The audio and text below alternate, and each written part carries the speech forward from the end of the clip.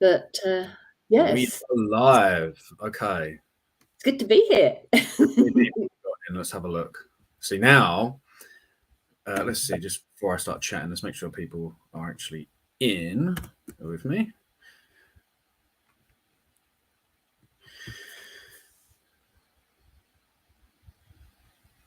Okay, LinkedIn isn't registering yet. Well, for anybody who's in yet, we are, here we go. Brilliant.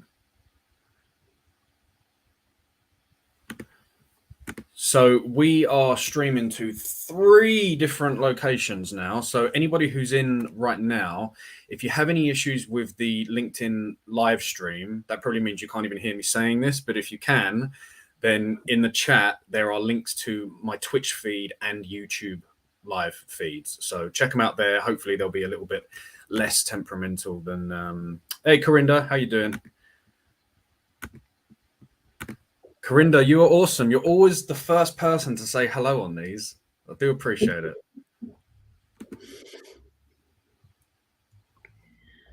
But yeah, like I say, I'm hoping that you guys can see that there's links to Twitch and YouTube. So go on there if you have any issues.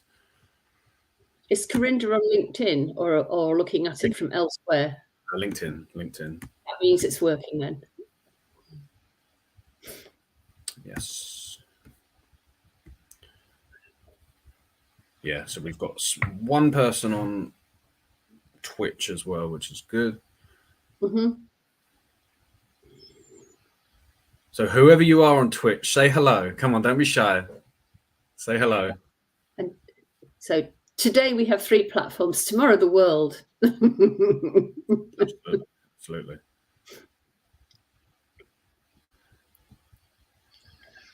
So, guys, for those that look, can't speak. Those of you that are on right now, we're just going to wait a couple of minutes till 12:15. Just let everybody come in. And they don't miss any of our wisdom. Your wisdom? Well, our combined wisdom. I'm just here to facilitate. Yeah, all right.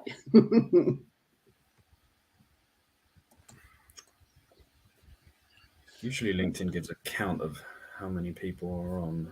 Not today. So come on, guys, say hello. Show Lesley some love. Come on.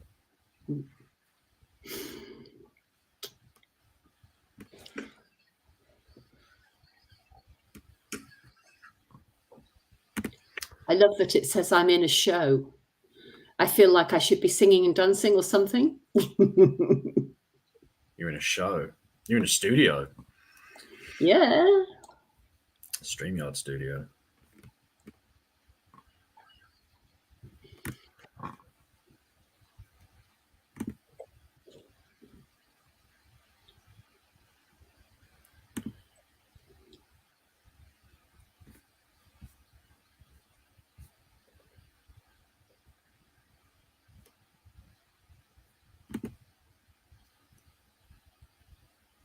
Right, it's 12:15. Just give it 30 seconds.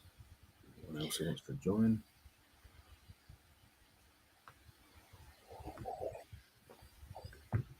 But they can all go and watch it later if they don't get here, if they have critical meetings or something. Very true. Very true. Okay, let's kick off then. Cool. All right, guys. Welcome to Marketing Madness. This is an MX5 Sales Machine live stream session. We're streaming on LinkedIn Live, which is very temperamental. So we're also going through YouTube and Twitch. So for those of you who didn't hear me say it the first time, any issues with the live stream on LinkedIn, just use one of the links in the chat or in the comments for this event on LinkedIn, and you should be able to watch this with no issues. I have a very special guest today. Really excited about this one. So today's session is called Marketing Madness, and our guest is Lesley Morrissey. Lesley is, I'll let you introduce yourself properly in a second, but Lesley is the owner. I think you've been in business 20 years now, haven't you? Is it over 20 years? 22 years. She runs a marketing and PR agency called Inside News. We'll share all the details for that at the end if you want to know more about her. But yeah, do you want to say a little bit about yourself, Lesley? Tell us what you're all about. Yeah, sure. Hi, everybody. I'm basically a copywriter by trade. So I used to write articles and things for the press. And then I learned about commercial copywriting, which is a whole different discipline. And I got into writing newsletters and hi, Farah, and thank you. And then I also learned how to write web copy, and I learned over the years what stops people reading. So it's not just about getting the message right. It's also about the barriers between your message and your audience. And, you want to eliminate those because we don't want any barriers between people getting your message. But of course, it's all part of the marketing bundle. And, I've learned a lot about lots of different things over the years. So I wouldn't claim to be a guru, but I have some backed up wisdom that has been stacked on its edge over any number of years, some of which, of course, is now out of date because things are moving so fast, but I do try and keep up with things. So I'm sort of, I tend to talk about reputation marketing specifically. I don't do marketing maths and do all the sort of demographics and correlation coefficients and all of that, scattergrams and whatever. I know what they are, but I really don't want to know because they include maths and I'm not good with numbers. Good with words, not good with numbers. But I understand how people relate to you and how to get your message out there. So that's what hopefully we're going to talk about a bit today. Yeah. So this one's a bit off the cuff, actually. I didn't plan on asking you this, but you mentioned reputation. So how do you distinguish between, reputation marketing and, let's just say, because there are a lot of digital marketers out there in various shapes and sizes, right? But I personally, and this may be just my ignorance, but I haven't heard a lot talk about reputation marketing specifically. So what would you say is what makes that unique or different? Well, it's not unique because we all really need to be doing that. And reputation marketing is about getting control of what people say about you, or at least influencing what people say about you. And if you think about it, there's an old cliche. Well, there's a couple. I'm very good at cliches. So there's the never get a second chance to make a first impression, if you think about that one. So you need to get it right from day one, really, as far as possible, because it's much harder to claw it back if you've said something that people have gone, oh, that's a bit strange. And then you've got to then work really hard for them to get over that first impression. But the other thing is, if you tell somebody something often enough, they begin to believe it. Now, I'm not suggesting for 1 second that you should say anything that's not true. But if you want people to understand how good you are at what you do, you need to keep broadcasting about it. And for sure, social media is certainly not a broadcast-only platform, because if you do that, you just get people won't bother. They won't engage with you in any way, because if they try to engage with you and you don't respond, then they just give up and go away and find somebody else who will actually talk to them. So, but it is worth having a broadcast element. So you give tips, you give advice, you share your knowledge, so people understand that you know your stuff. And if you keep telling them, oh, this is a good way of doing this, this is how you learn that, or how you understand that, people will start to go, this person knows what they're talking about.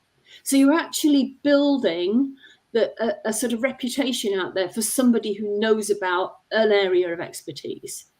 And it's the same as you, Mark. I mean, your stuff on LinkedIn is educating people. So you're giving your knowledge away, which is great because people take it on board. But at the end of the day, we all do what we do and we do what we like to do.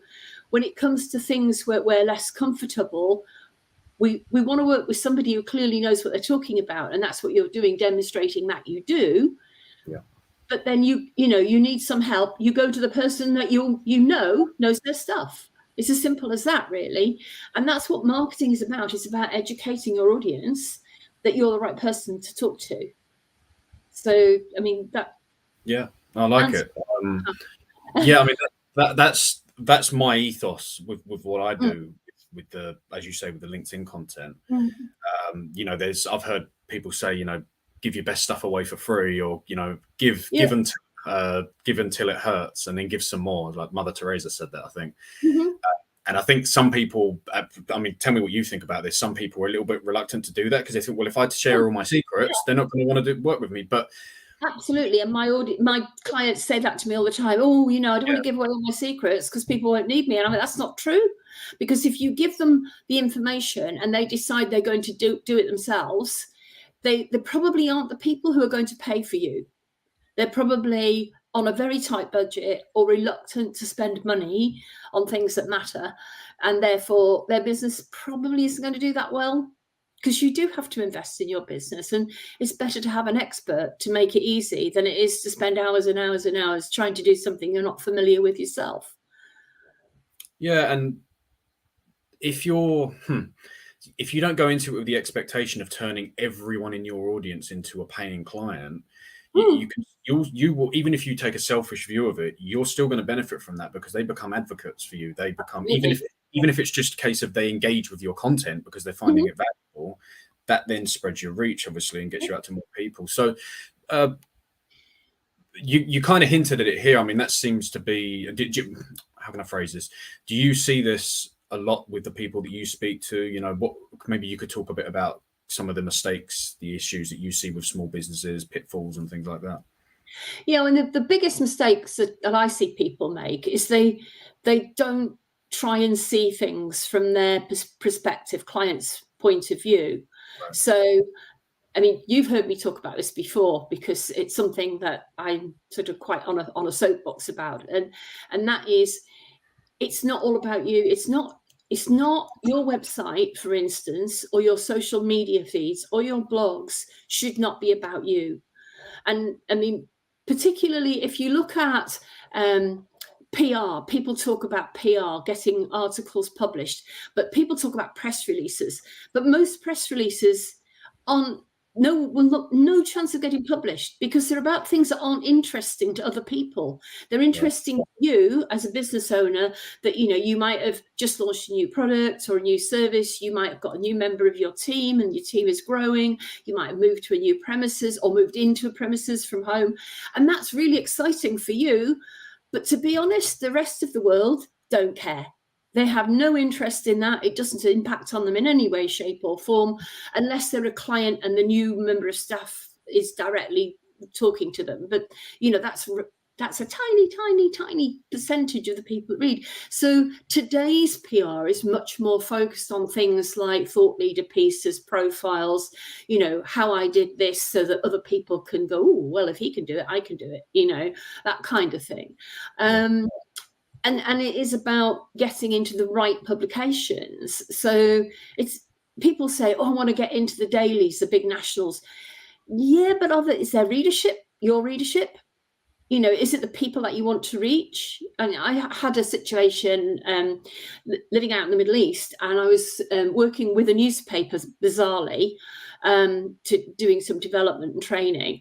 And the operations manager or production manager came and he said, come in and have a talk to me. So I went and had a talk to him. And he said, I'm trying to find a deputy, but I'm not getting any takers. And I said, so how are you looking? He said, well, I've got an ad in a newspaper. I said, well, which one? This one.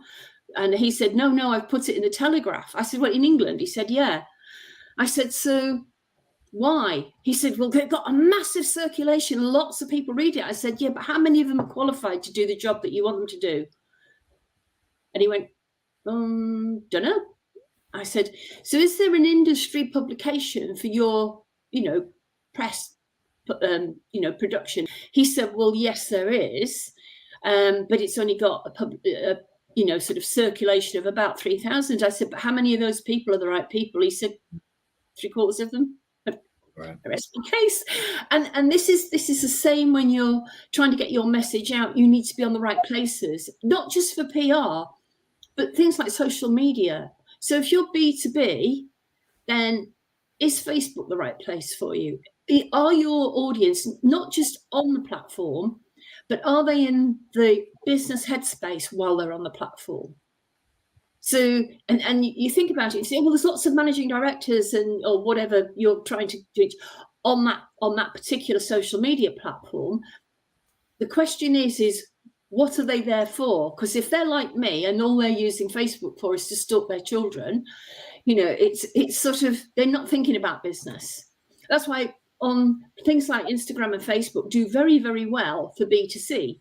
They reach people who are selling direct to consumers, because people are in the personal sort of thought process. So they'll buy gifts and sports equipment and personal development and, you know, wedding stuff and all those kind of things, crafty things.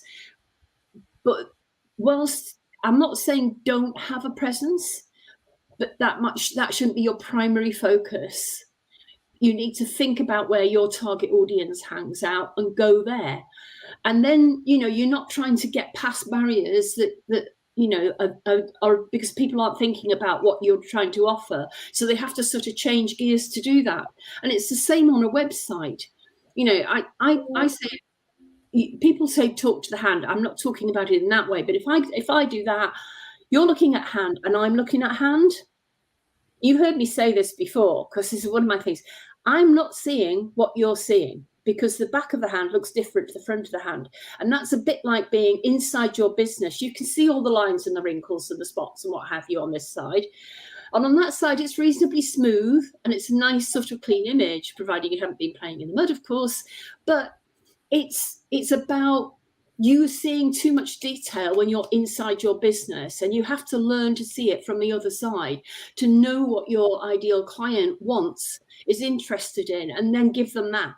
There's no good telling them what you want to tell them. You need to tell them what they want to know. And that's where barriers start to come in. And this is where people make mistakes, because they only see it from their perspective from inside the business. They just want to tell people what they think they ought to know. So look at this fantastic thing I've just launched. You need to know about this because it's brilliant. But they're not talking about, so what's your problem that I can solve with it? I mean, you know, this. From a sales perspective, it's... Well, exactly. Yeah, I'm so glad you're saying that, because this is true not just on the marketing, but yeah, all the way through the, and I'm looking at it from the buyer's point of view here, from the buying process, right? Everything from first seeing someone on, let's say, social media, to use your example, all the way through to actually speaking to that business owner or that salesperson. And every step of the way, it's a lot of the time, the buyer or the customer is dealing with people who do have that myopic view of things. And what I see in sales is that when it's face to face, there's a confidence thing there as well, and people get stuck in their own minds, and that makes them even more focused on themselves rather than being able to be a bit more. I mean, I talk about being curious and having that enough humility to, as you say, put yourself in the other person's shoes, and then it affects the language you use, your tonality, and all of this stuff, you know. So yeah, no, it's crucial. So you kind of talked a bit about, you said about going into like national papers and things like this, right? That's an example of going really broad, right? So yeah, you know, what you've said to me before is, and you know, this is a common thing, right? You can go very broad and shallow, or you can go narrow focused but really penetrate a market, right? So could you maybe talk a little bit about that? You know, I know you're big on focus and what you do. I do think you need to get to find out where your ideal client hangs out. So that assumes you actually know who your ideal clients are. And if you don't, then get out your piece of paper or download a chart. And there's one in the treasure chest on my website about how to get your ideal clients. And you just need to be focused on them. So for instance, if let's go relatively broad. If they tend to be small business owners with maybe half a dozen staff, they're probably in places like FSB groups. They're in their local chamber of commerces. They're in local networking groups. But online, they'd be in small business groups on LinkedIn, maybe also on Facebook. But I would say, because their businesses, depends on who they're selling to, you want to go in there and be helpful. Now, nobody has got time to go into dozens and dozens of groups. So it sort of solves itself, really, that conundrum, in that you can't go wide and shallow unless you've got a full-time agency that costs quite a lot of money doing that for you. And they would need to have a team, because one person would just be doing that all day. So be selective, be very focused on who you want to reach, because, you know, the wishy-washier that your client avatar is, the less chance there is of finding those people. And I get really frustrated when I go to networking events and people say, you know, or someone asks someone else, who do you want to be referred to? You know, what's your ideal client? And they say anybody who needs what I do. Well, you know, that isn't anybody, that's everybody, that's, yeah, who could be anyone. And anyone who's got money to spend, right? Yeah, but that, and probably are not particularly focused on what they want to spend it on, but also it's forgettable. It's instantly forgettable, because if you say that to me, it means nothing. It doesn't stick in my mind. It's gone out the window. As soon as I'm out the door, I've forgotten you and what you do probably as well. Whereas if you describe somebody to me, and I think one of them that even today, which is some years later, I was at a networking breakfast one day, and there was a recruitment girl in there, and she said, I've got a client and they're looking for a particular role that's a little bit outside my area of you know, the people I'm recruiting for.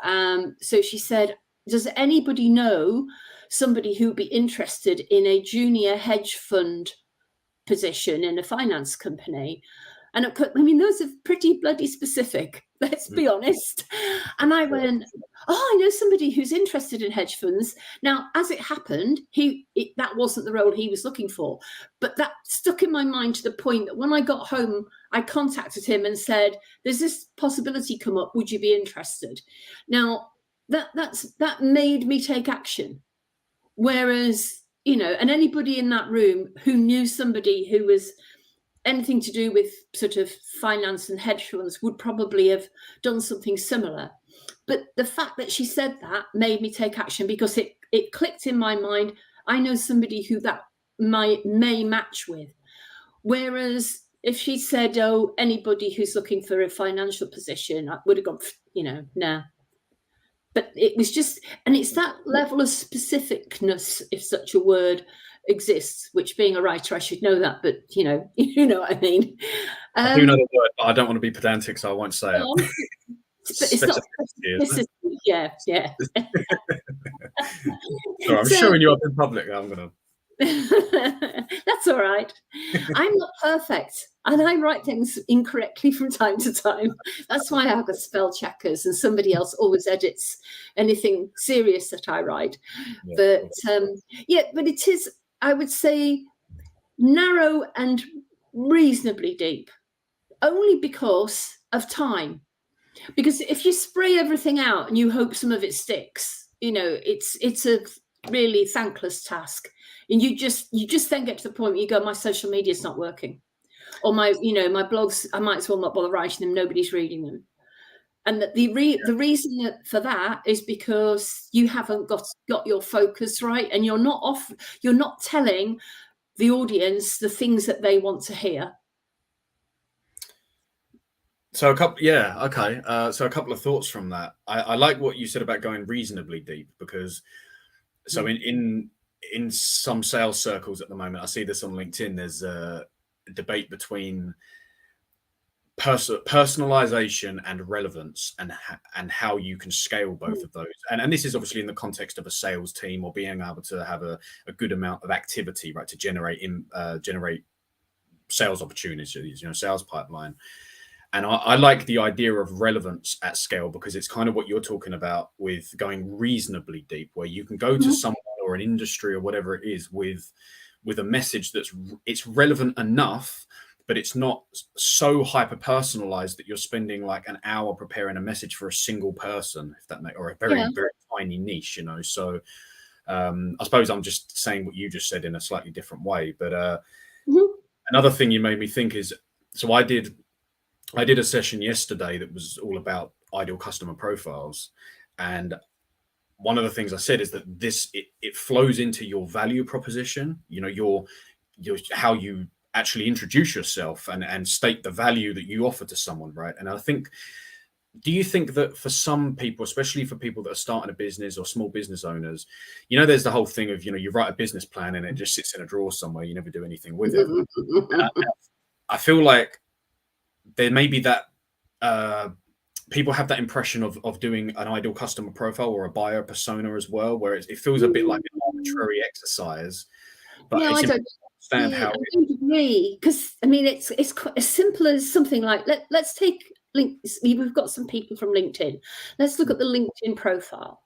Now, people at the top of their profile, there's your name, there's your headshot, and I'm not going to go and check everybody's out, but you should be looking into the camera, smiling and looking approachable, because it's the equivalent of meeting somebody at a live networking event. And you don't go to a live networking event, walk up to somebody and go, hi. You look them in the eyes, and that's effectively, because LinkedIn is a networking platform. That's, you got to think about it. But underneath your name is something called a headline. And most people let it default to their latest job title, which tells the potential visitor absolutely nothing. So that headline is there to attract your target audience and get them to want to have a look a bit more at your profile and maybe read the about section. So it needs to tell them this is for you. So you need to have something in that headline that attracts your target audience and says, oh, I want some more of that. I want that. I want to find out more about that. And oh, there's the core skills, maybe a couple on the end of it, if there's room. I mean, I think there's 220 characters you can write in your headline, which I think is too many. It used to be 120, and I think that's plenty. But and I would always aim for that rather than a very, very, very long headline. I use eye hooks, which are like little stars or diamonds, in order to attract the eye to that headline. So it makes people look at it. And that needs to be focused on your ideal client. If you don't know who that is, how are you going to do that? I mean, when I'm writing, and this is way back in the early 2000s when I started writing web copy, the first question I would ask the client is, who am I writing this for? And I would get puzzled looks, and they'd say, well, us. And I'm going, no, it isn't for you. This is the whole point. Who am I writing it for? And they went, well, anybody who's looking for, this kind of service, product, whatever. And I go, well, yeah, but what's their problem? Why do they buy you? And most of them had no clue why people bought them. And I did get some of them to actually ask clients, why did you choose us, and what did you like about it? And quite often the answers they got were not what they were expecting. So they were thinking, oh, because it's a super duper product or a fantastic service. And actually, one project manager said to me, I asked some clients, and the answer that came back, not that I was super efficient at creating a fantastic project plan and running it and getting everybody to the finish line on time. It was that I turned up every day, and I turned up on time looking halfway decent. I'm going, yeah, right, okay. But that was important to the clients. That he was reliable, and he turned up, and they weren't forever going, well, where is he? And it is important because it affects everything that you send out. And as a content creator, everything has a headline. Your emails have a subject line. That's the open me line. So you need to have something interesting in that. Every page on your website should have a headline for the reader, not just for the search engines, because the search engines will read services and go, oh, that's a services page. But if I've pressed a button on your website that takes me to a services page, that's where I expect to be. I don't need to be told that again. I want something that encourages me to go, oh, this looks interesting. I'll just read this paragraph here and see what it's about and see if this helps me. So it's all about those things, and not having those is effectively like making people work too hard to get your message. And that's stupid, because, and I say that confidently, because it makes no sense. It's like anything else, things that move around, that distract the attention, things that are in tiny little fonts or that are faint on a white background. It all make it harder for people to read what you've got to say. So, it's, why would you put hurdles for people to scramble over? Because most people just won't. They'll go somewhere else.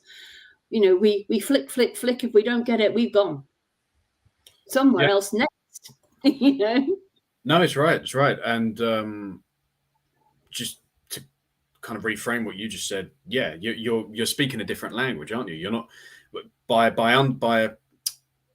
really narrowing down and getting clear on your ideal client. You can start to think, as you say, about what's important to them, what matters to them, what does success or failure look like to them, and things like that, and what are the words, the language, understand what their world looks like, right? And then going back to what you said about the LinkedIn headlines, for example, or even how you word different things on your website and things like this, you can start to use their language. So yeah, no, we're on the same page. So good stuff. Good stuff. There's a chap that I came across back in the bad old days on a telly seminar, which was before webinars were invented, really, and it's all on the on a phone line via America, that kind of thing. And basically he said something. He said, "I hate websites that have been weed all over." And I went, "Oh, that sounds rude." And then I realized what he meant. And it is true, actually. An awful lot of people who write their own content for the website will write, "We are, we do, we are, we have, we can." And I'm, as a reader or a potential client, I'm not interested in what you do. I'm interested in what I get. So I want to know what's in it for me. So if the language is more you focused, the way our brains work is the minute somebody says, "You could do or have this, this, and this," we sort of run this little film in our heads of us in the starring role doing whatever it's describing. And we're engaged on a much stronger level than if somebody says, "Oh, we can do that for you," because you is then secondary. And it's somebody else. It's nothing to do with me, really.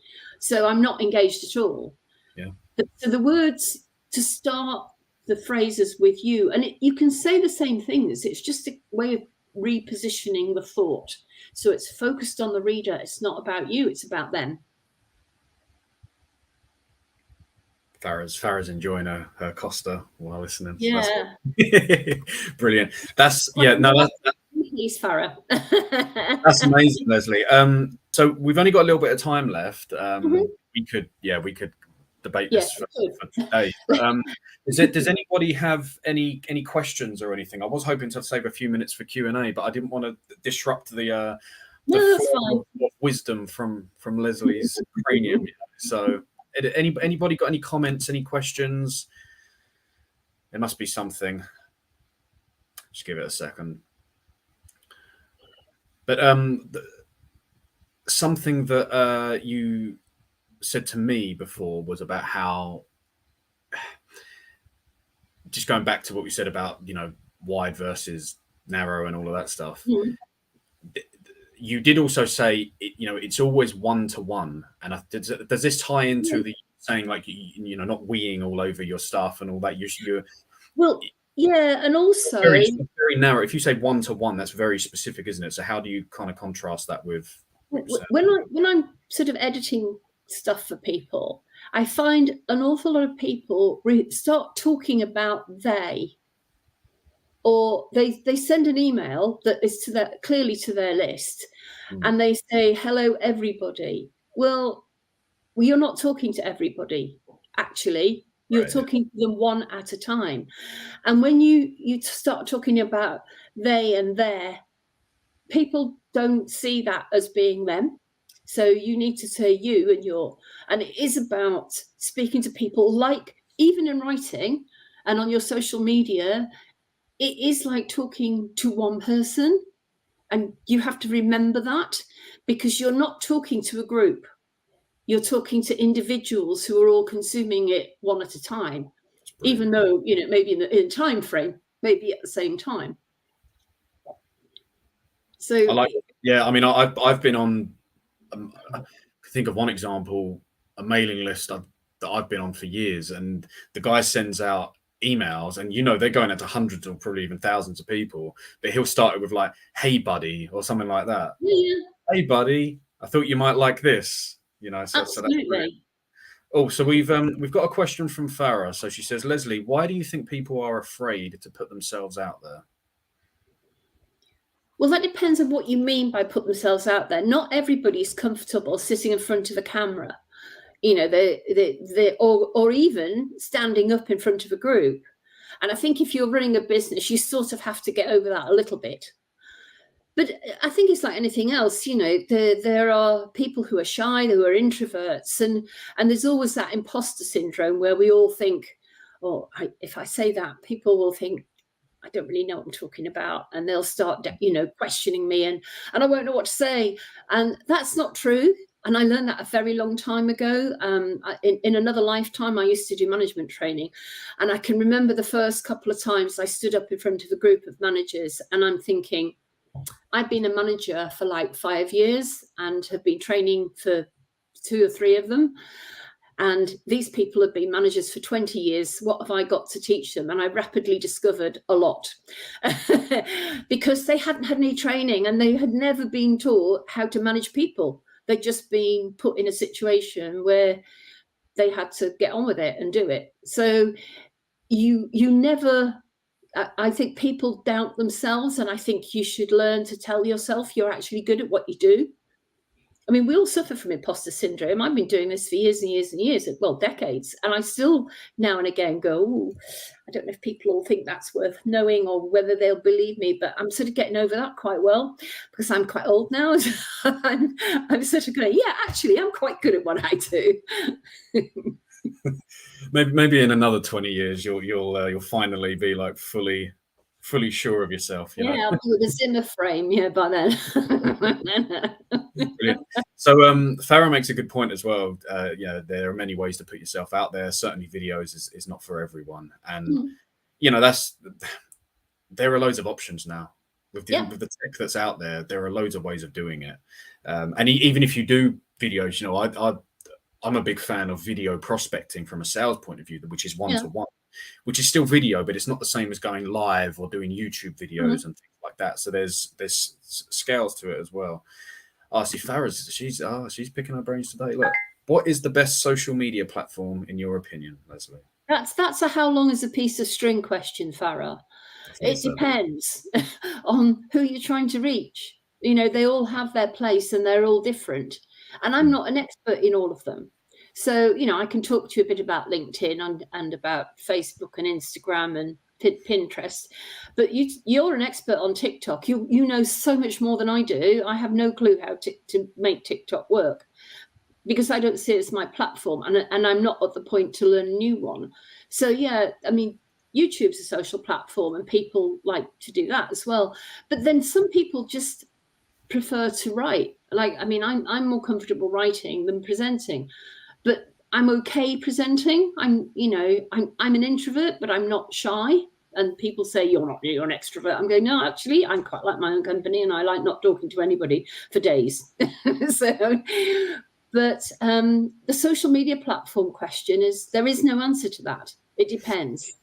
You know, if you said for you, then I would sit down and have a chat with you, and then I might be able to give you some advice. But I suspect you know the answer to that anyway, Farah. I think that was a trick question from Farah. I think she knew. To say it's her network. That's the place you should be, which is pretty good. I have to say it. And I suppose that brings us full circle, really, because, you know, that comes back to, you can't just go and talk to people or broadcast to your market with some preconceived notion, right? Prejudging it, thinking through this, like I say, this kind of tunnel vision, myopic view of things, right? You have to approach it with curiosity and ask questions, like you said about asking clients, or asking, if you don't have a huge client base, maybe go out to the market and ask people that fit within. You know, you could form a hypothesis of what an ideal client looks like to you, and then maybe find some of those people, send them a message, and ask them, give for some feedback. When I've got people who've been in business a little while and they say, well, how do I create an ideal client profile? And I say, okay, have a think. Who was the best client you've ever worked with, who you really enjoyed working with, and who thought you were the best thing since sliced bread and was happy to pay for it? Then you want more like that. So describe them, and you will find other people who fit that sort of rough profile. Yeah. But, you know, an ideal client profile isn't a slick one-liner. It's a detailed description. And it comes down to, you know, age, what their personal style is, a whole sort of what kind of industry maybe they're in, what kind of size of company, what they like doing, what they don't like doing, so that you can see how you fit round their particular, and it's always an individual. It's not a company. it's the person who leads the company, especially with smaller businesses, or who is got the vision for that company. That's the person that you're looking at, because you can't have a conversation with an organization. You have a conversation with a human being. Yeah. Brilliant. Okay, so I'm tempted to go further, but I think in the interest of time, yeah. So, does anybody have any final questions? Thank you, Daniel and Juliet. Appreciate that. That's awesome. Thanks, guys. Okay, so well, if nobody's got any other questions, Lesley, where can people find you? Is there anything specific that you're working on? Something you'd like to promote? Tell people about? I'm working on a program, but it won't be ready for a few months. So shall we keep that for later? It'll go on my LinkedIn profile when it's up and live, because I'll be very, very, very, very excited.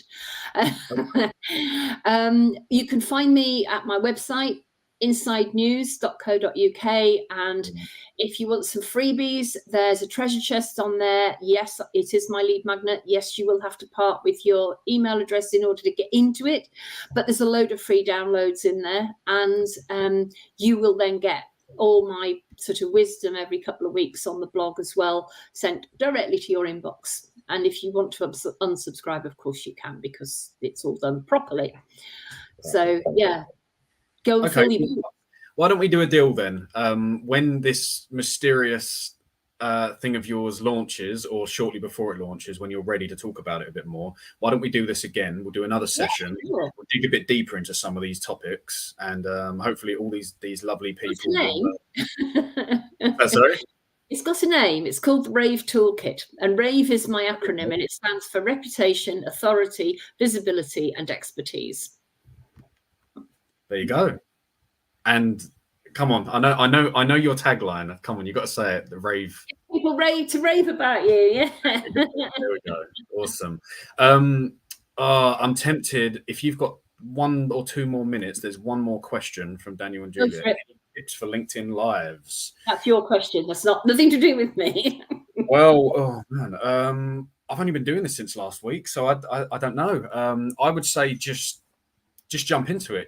Maybe have a plan. If it's something you want to do for a period of time or regularly, maybe just think about a theme. For me, this is part of a 5 or 6 week initial series that I'm doing, and each week is focused on a specific theme. So last week we did mindset. This week is market. Next week is message. And we're going to go like that. So yeah, that's it really. What I would say as well is LinkedIn Live is really temperamental. So I've been having so many tech issues. People have been dropping off because the stream is freezing. So I'm using Streamyard, and I'm streaming through LinkedIn, YouTube, and Twitch simultaneously, just so that people have options. But look, Daniel, if any questions, just drop me a message on LinkedIn. If you've got any specific questions on that. And I'm happy to help. Thanks for that, John. Cool. Okay. Any final parting words of wisdom? Anything else you'd like to share? I think if you've got that focus, everything else sort of drops into place. And I think it is worth taking out, even if it's a half a day, just not necessarily to write yourself a massive marketing plan, but just say, okay, so who do I want to reach? Let's get down to the nitty gritty of this. Like I said, there is a profile in the treasure chest on my website, so you could download that, and it's a worksheet. It's a couple of pages. It's pretty straightforward, but it will give you that focus. It's we all get that problem when you're faced with a blank sheet of paper, you don't know where to start. This will give you some actual questions to sort of answer, to move you in the right direction, so it makes it easier. And once you've got that, everything else should follow suit, because if you know who you're trying to reach, then you can polish your message so that the message is right for those people on your website. You know what keeps them awake at night, so you can address their problems. You can, sort of say, if you're suffering from this, here's an answer. This is the kind of thing that could help you. And that's the same with your social media, so that the advice that you give and the tips and things and the blogs that you write are all focused on things that are useful for those people. I mean, one of the most common problems that I see is when people say, oh, we want to write a lead magnet, which is, you know, one of the free downloads to build your list. And they have something really generic and very broad. And so you're not attracting the right people into your lead funnel. You know, so because they haven't thought about who that person is. So it very much is a case of, you know, the more focus you have on who you're trying to reach, the easier it is to find them. Yeah, I mean, it's sort of, it's not rocket science. It's pretty logical and, you know, very lefty brain, but most people don't do it, and they don't review it. And I feel like we could go on here, but just one more point is, I mentioned this in my session yesterday, you know, there is I think some people have a concern, and I had this, is that if you really niche down and you focus on a specific audience or market, you feel like, well, I'm maybe alienating other people, or I'm closing myself off to other markets. But a couple of points on that, you know, you can do this as a temporary test, right? You can test out a market. And if it doesn't work, move on to something else. If it does work, great. But then maybe you can then replicate that success in another market. The other thing as well is that just because you're focusing in a certain area doesn't mean that you can't be talking to other people, right? Absolutely. Yeah. People. So, and there is the other thing, is if you're just trying to get anybody, the chances are you'll get somebody who's not a good fit. And I've had that experience, and, you know, you'd think I'd know that and I'd learned that lesson. But we've just worked for 15 months with a client that was not the right fit for us. And it was a painful experience. And we tried very hard to fit the way of working that they wanted to do, but it just didn't work for us. And it didn't work for them either. So in the end, we disconnected. And instead, a whole lot of much more better clients, but better fit clients have come in, who actually get what we do and we get what they do. And there's a sort of, you know, sort of mutual appreciation society going on. And that's the kind of people you want to work with, the people who are the right fit. So, you know, having anybody and everybody is not a way to enjoy what you do every day, because you find some of it is painful because it's not the right people for you. Well, and it's not just about enjoyment, is it? I mean, you know, you get to a point where you do need to start thinking about your cost to serve a customer, right? And if it's someone, so with your case, for example, if it's somebody who's taking up a lot of your time, they may be pushing their luck a bit with, oh, can we just grab 20 minutes to talk about this, or whatever it is. No, it starts to snap your resources. And there's all that friction. 30 minutes, but actually it's an hour. Yes. Yeah, exactly. All right, Lesley, this was amazing. Thanks so much for this. Yeah, we'll do this again soon when your the Rave Toolkit is nearing completion. And yeah, brilliant. Okay, cool. Well, thanks, guys. I'm going to be going live again on Tuesday next week. As I say, next week's theme is, what did I say? Message. That's the one. My memory's failing me. So 12:15 next Tuesday. I've already put up the event, so, you know, check that out. I posted it yesterday, I believe. So if you look at my posts and activities, you'll see it on there. The subject is going to be, what was it? Oh, my memory's really failing me now. My head's still reeling from all these golden nuggets that you're dropping, Lesley. It was how to introduce your business in a way that really gets people listening. So, you know, it's applicable to salespeople or to small business owners, people that are going to networking events and things like that. And it really is a follow-on from some of the stuff we've been talking about today in terms of who do I help, how do I help them, and how can I communicate that in an effective way. So check that out. Be there or be square. Okay. But thanks so much for sticking around, guys. Really appreciate the questions, the comments and everything. And see you next week. Cheers. Cheers. Bye, everybody.